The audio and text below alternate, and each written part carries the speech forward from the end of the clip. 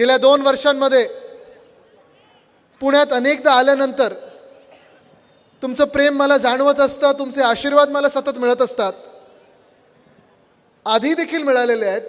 परंतु ह्या गेल्या 2 वर्षांमध्ये जेव्हा जेव्हा मला वाटतं की थोडं अजून टॉनिक पाहिजे, तेव्हा तेव्हा ह्या पुण्यात येतो जिथे माझ्या आजोबांचा जन्म झाला.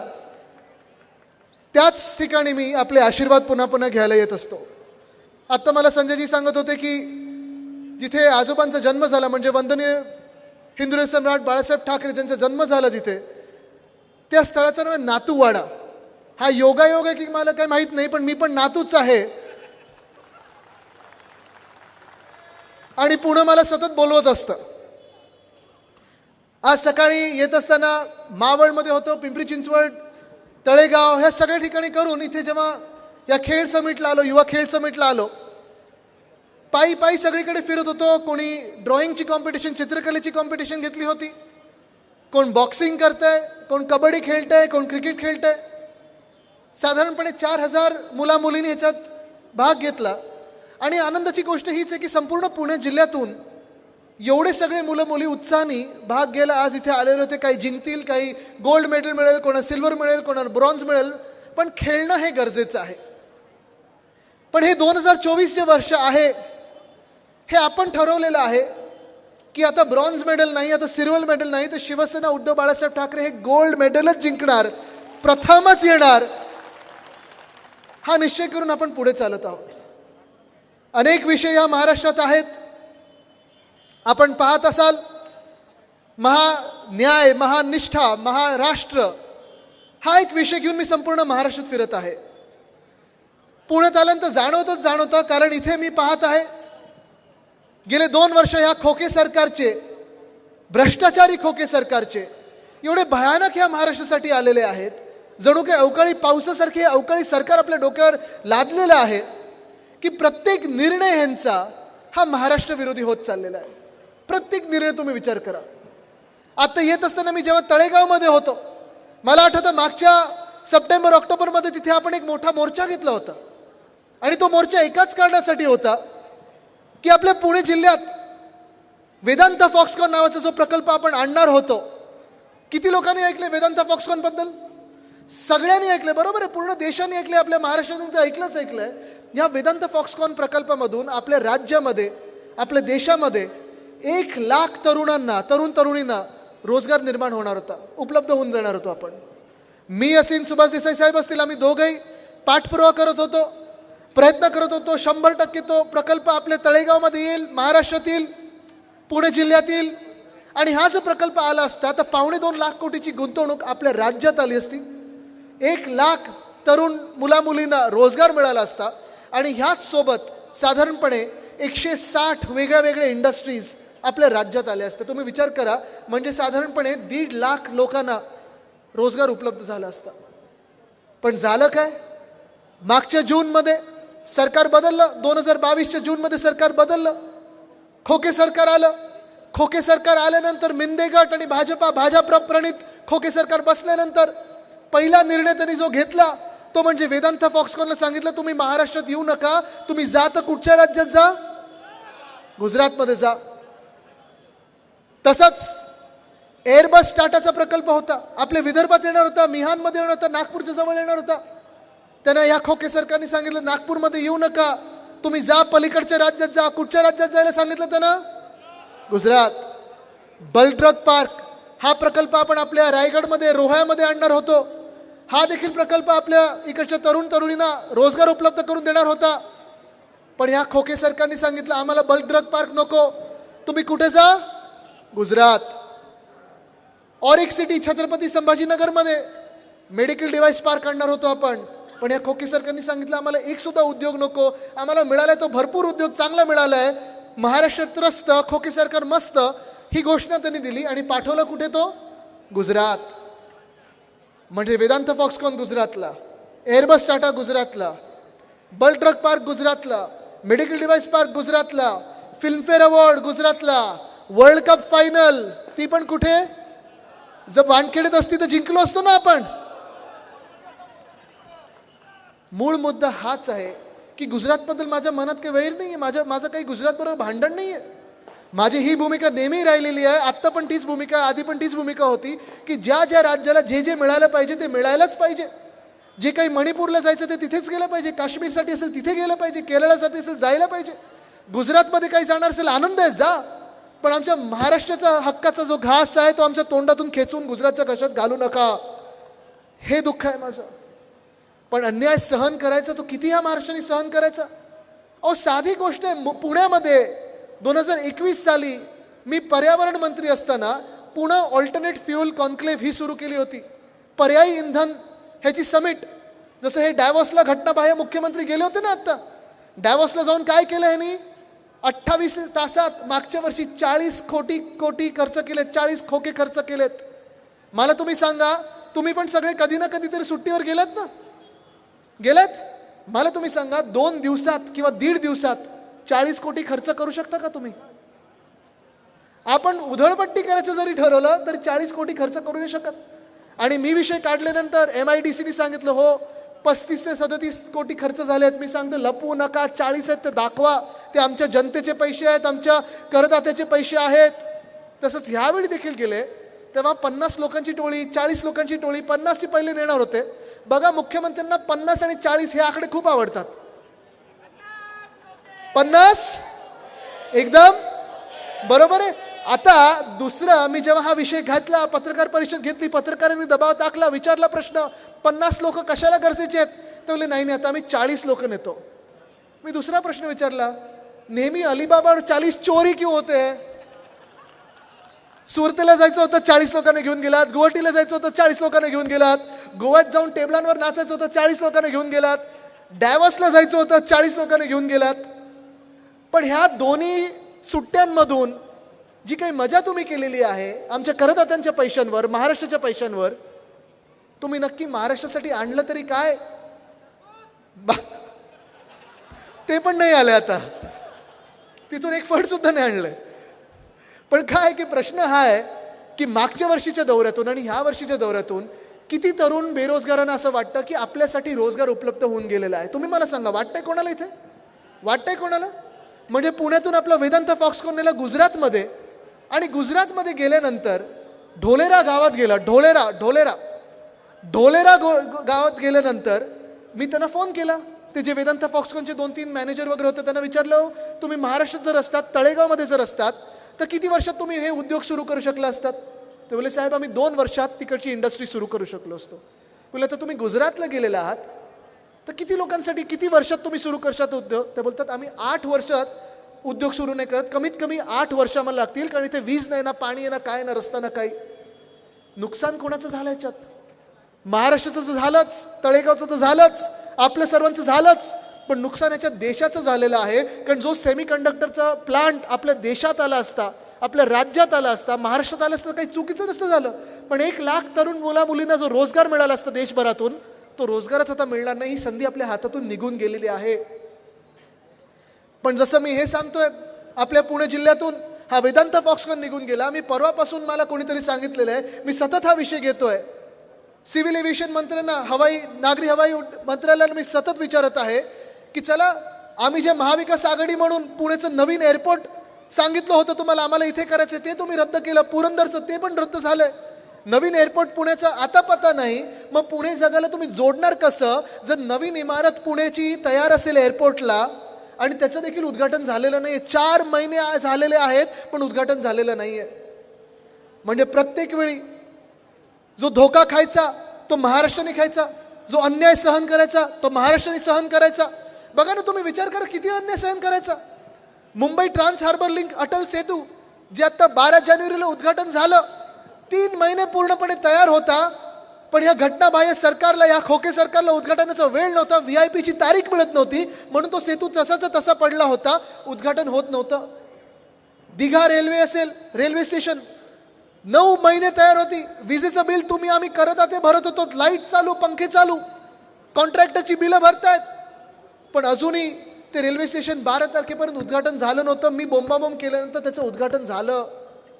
जे पुणे ऑल्टरनेट कॉन्क्लेव्हचं मी सांगतोय, पर्यायी इंधनाची समिट जी घेत होतो आपण, ह्या खोके सरकारने ती देखील बंद करून टाकली. त्या समिटमध्ये मी जगाला ह्या पुण्यात आपल्या आणत होतो, कारण आपण ऑक्सफर्ड ऑफ द ईस्ट अशी आपली जी पदवी आधीपासून मिळालेली आहे ते आपण जगाला दाखवलं पाहिजे की खऱ्या अर्थाने आपण जगासाठी ओपन आहोत, जगासाठी सगळ्यांचं स्वागत करतो. पण आज जसं शहरं आपण बघतोय कोलमडत चाललेली आहेत, घोटाळ्यांवर घोटाळे चालले, तिथे किती वर्ष प्रशासक येतो, इथे 2 वर्ष प्रशासक आहेत, बरोबर आहे.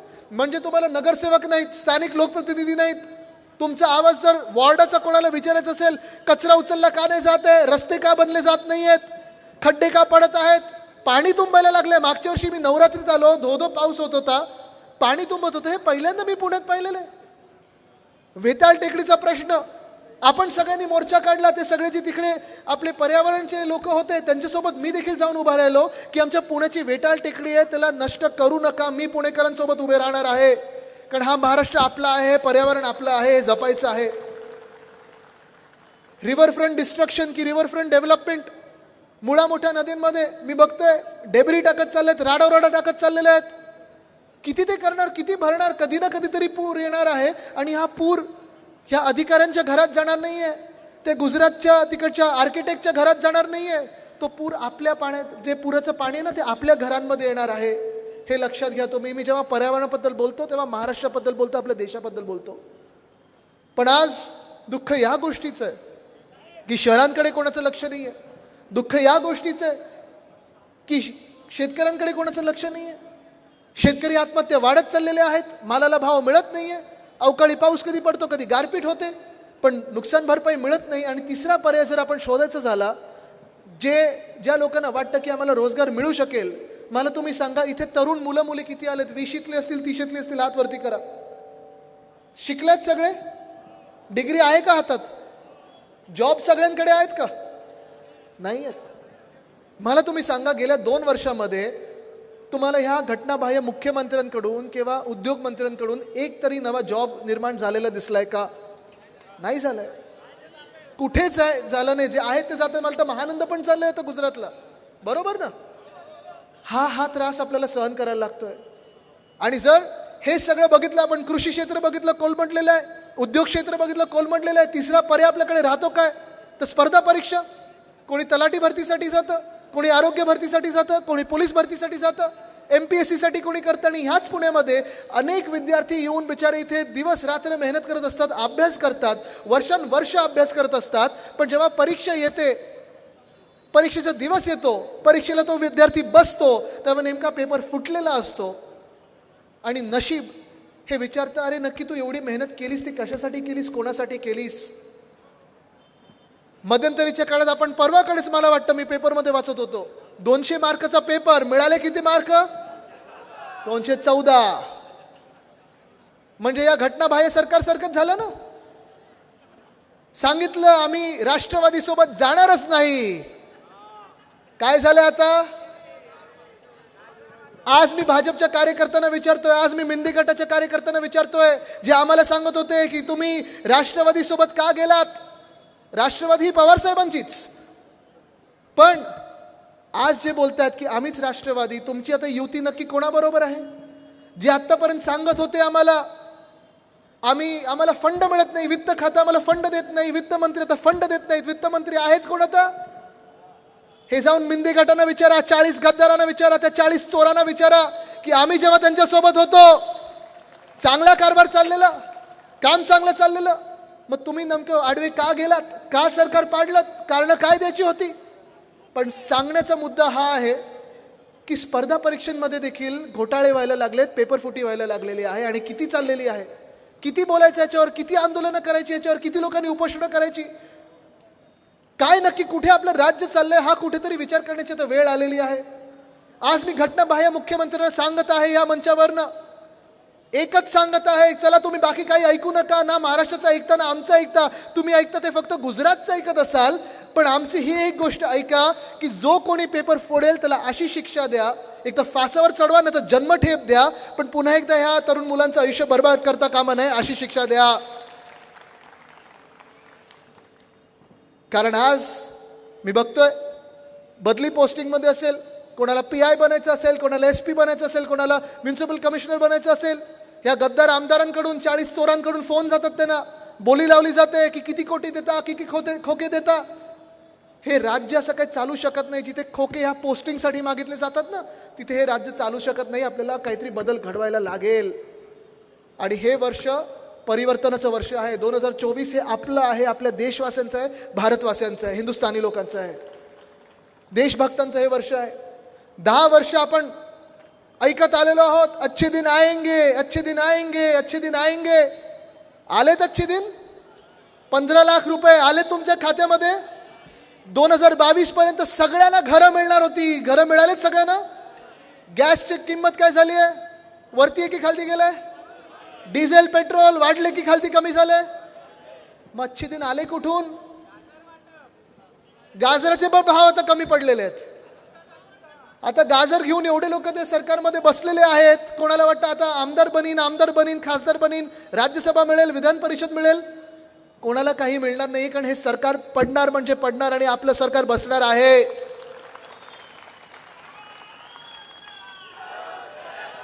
आपलं सरकार बसणार आहे. आणि पुन्हा एकदा जेव्हा आपलं सरकार बसेल या 2024 सालात, त्या मिनिटाला पुन्हा एकदा आपण चांगला एक जो सुवर्णकाळ महाराष्ट्रासाठी आणत होतो तो आणूच. पण अजून एक मी सांगतोय की जे जे अधिकारी, जे जे मंत्री, जे जे घटनाबाह्य मुख्यमंत्री असतील, सगळे असतील, ज्यांनी या महाराष्ट्राला लुटलेलं आहे ना गुजरातच्या आदेशावरनं, त्यांना सगळ्यांना जेलमध्ये टाकल्याशिवाय आपण राहायचं नाही. प्रत्येक खाल्लेला खोका त्यांना जेलमध्ये मोजायला लावायचा आणि पुन्हा एकदा जनतेच्या तिजोरीत वाटायला द्यायचा. कारण हे राज्य तुम्ही जे बर्बाद करायला निघाले, तुम्ही लक्षात ठेवा, आमचं नाव महाराष्ट्र आहे, आम्ही महाराष्ट्र आहोत. कुठच्याही सल्तनताला आम्ही घाबरत नाही.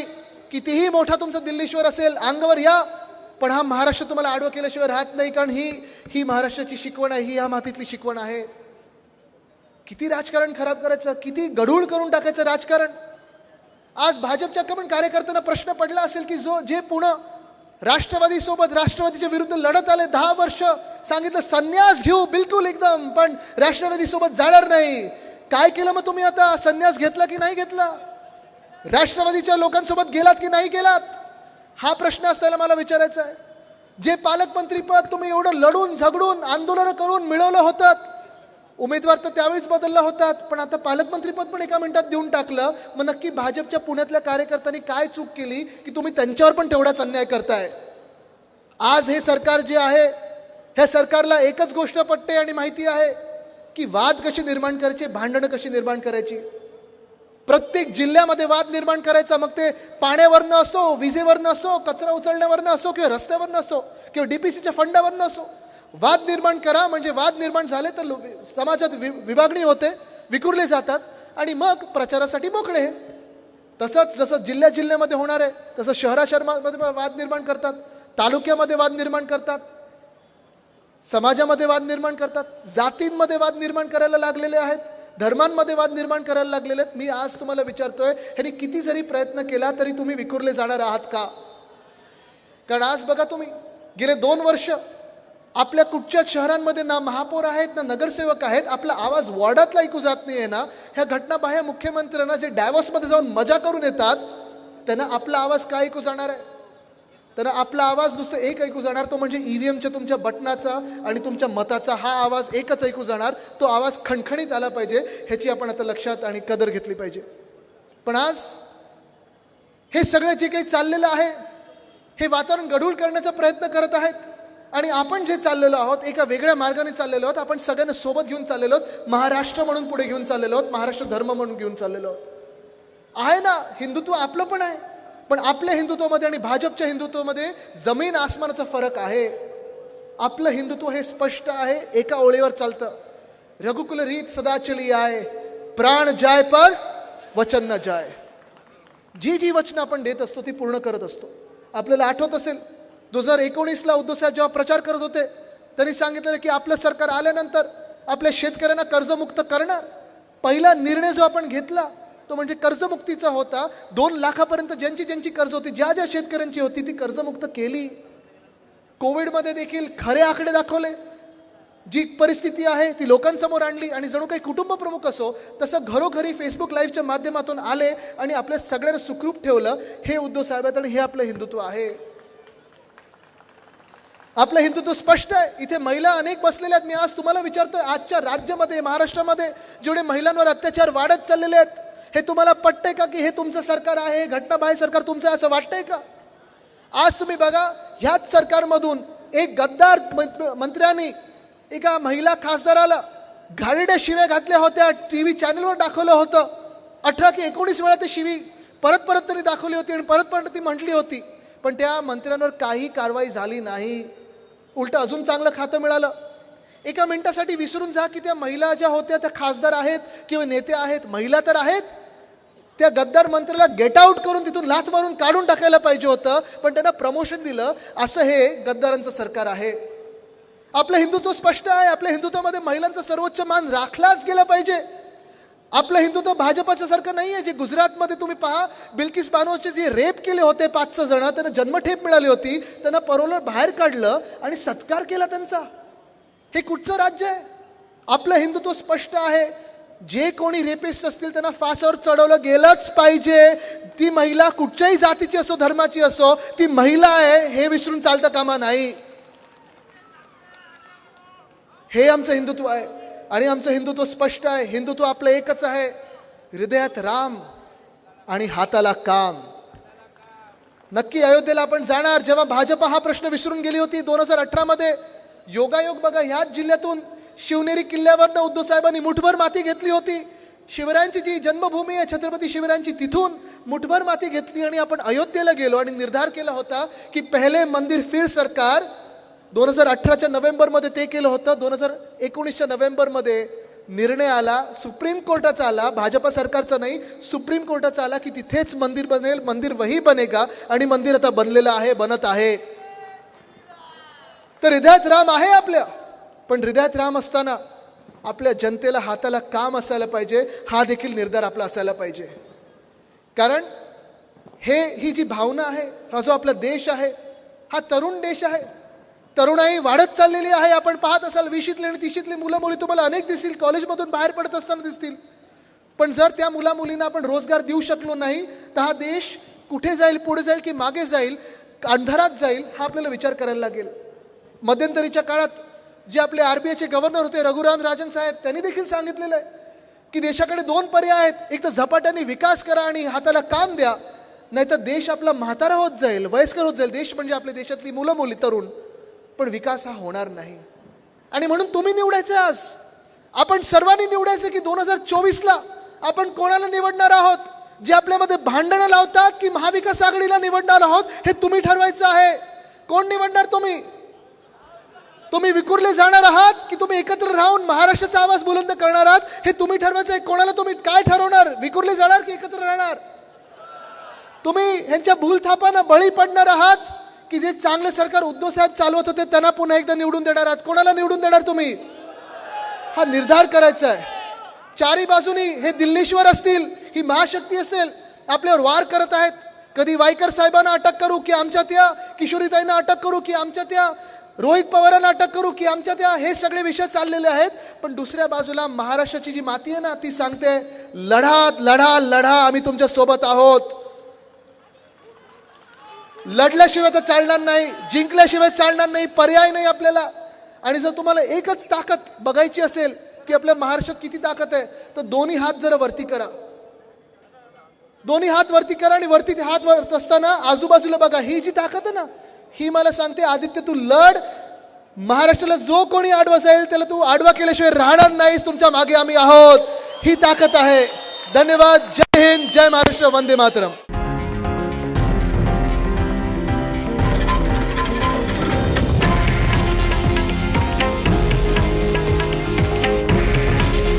हे आहे देशातील नंबर 1 न्यूज नेटवर्क आणि आपण पाहत आहात TV9 मराठी. काळजी तुमची, हित महाराष्ट्राचं.